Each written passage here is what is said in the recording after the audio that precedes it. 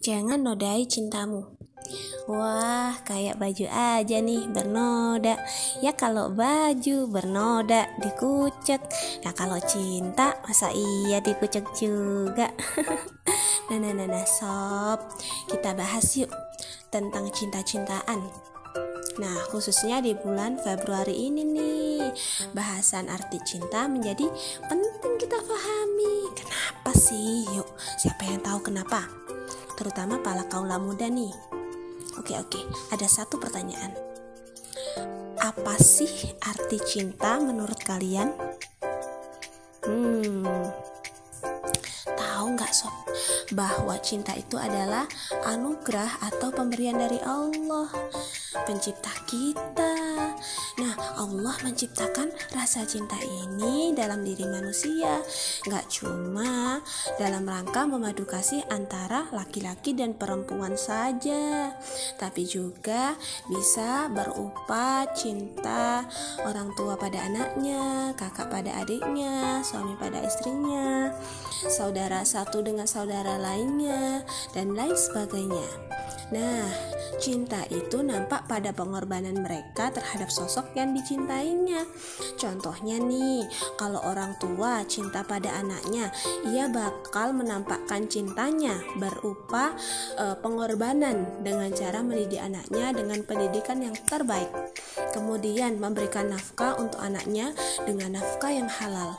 Nah, selain itu, cinta bisa bermakna cinta kepada saudara seakidah nih, sebagaimana sabda Rasulullah, tidak beriman salah seorang di antara kalian hingga ia mencintai saudaranya sebagaimana ia mencintai dirinya sendiri.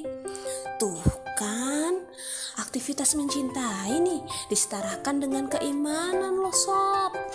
Dan cinta terbesar adalah kecintaan kita kepada Allah dan Rasulnya. Nah, apa buktinya nih kalau kita mau mengungkapkan kecintaan kita pada Allah dan Rasulnya? Nah, kita bisa membuktikannya dengan cara melakukan apa yang diperintahkan dan menjauhi apa yang telah dilarang oleh Allah dan Rasulnya.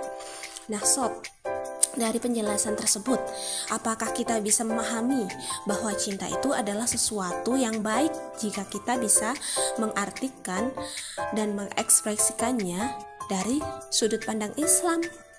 Nah, lantas yang kita lihat faktanya pada hari ini, kenapa sih kok justru sebaliknya?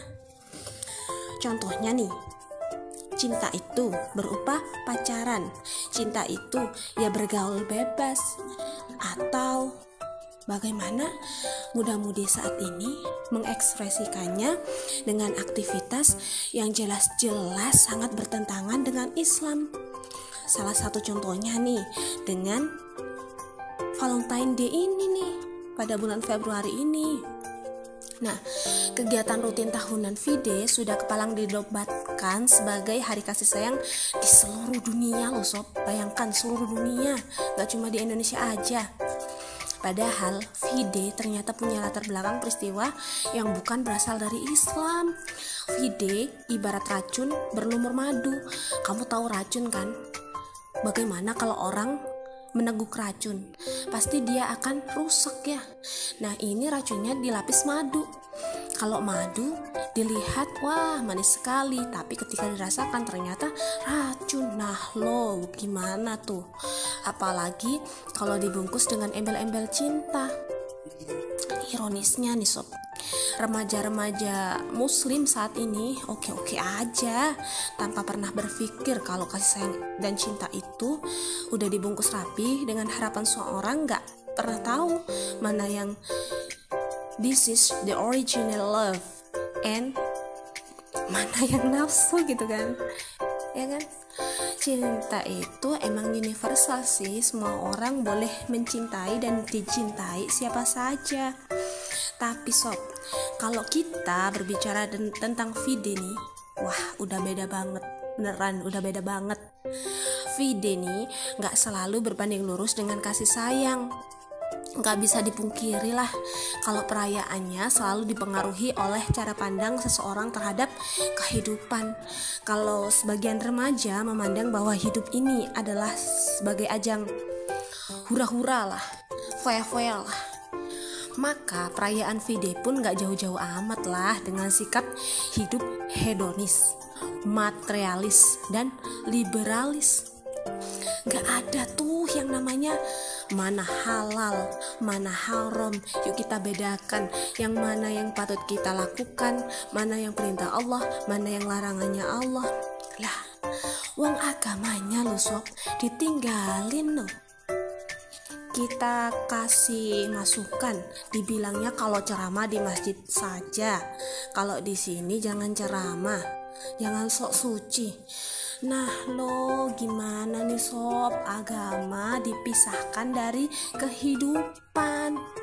Padahal Rasulullah itu bersabda, kamu telah mengikuti sunnah orang-orang sebelum kamu sejengkal demi sejengkal, sehasta demi sehasta, sehingga jika mereka masuk ke dalam lubang biawak, kamu tetap mengikuti mereka. Gimana? Kami bertanya, wahai Rasulullah, apakah engkau maksudkan itu adalah orang-orang Yahudi dan orang-orang Nasrani? Baginda menjawab, kalau bukan mereka, siapa lagi?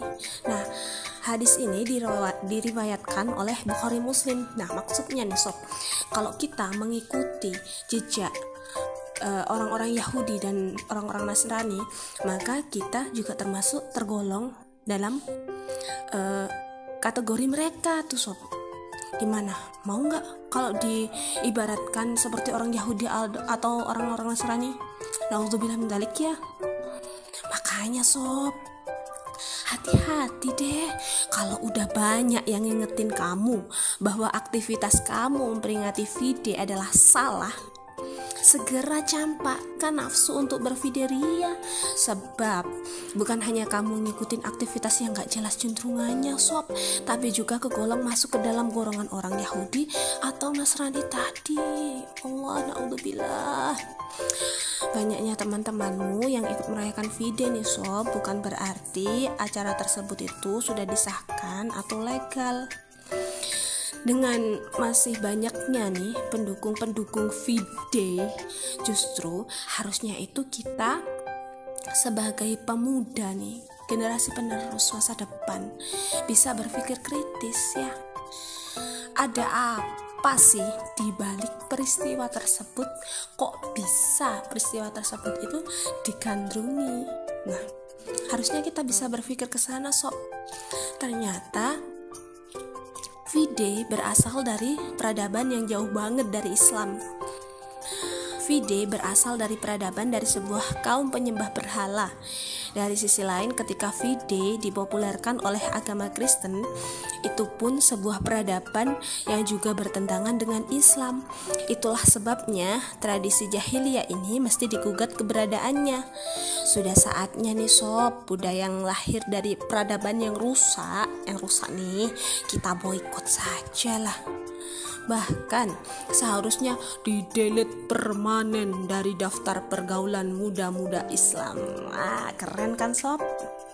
Jangan sampai nih kejadian serupa menimpa adik-adik kita yang mulai beranjak dewasa. Pokoknya harus dihilangkan dari benak remaja Islam. Dan perlu dicatat nih sob, catat ya. Mekanisme ini bukanlah pilihan tapi sebuah kewajiban. Allah Subhanahu wa taala berfirman, dan tidaklah patut bagi laki-laki yang mukmin dan tidak pula bagi perempuan yang mukmin apabila Allah dan Rasul-Nya telah menetapkan suatu ketetapan akan ada bagi mereka pilihan yang lain tentang urusan mereka. Dan barang siapa mendurhakai Allah dan Rasul-Nya, maka sungguhlah dia telah sesat yang nyata. Nah, ini dikutip dalam Quran surah Al-Ahzab ayat 36. Nah, demikian nih sob yang bisa saya bagi nih dengan kalian semua. Baik, udahan ya sob ya. Capek nih ngomong terus. Wassalamualaikum warahmatullahi wabarakatuh.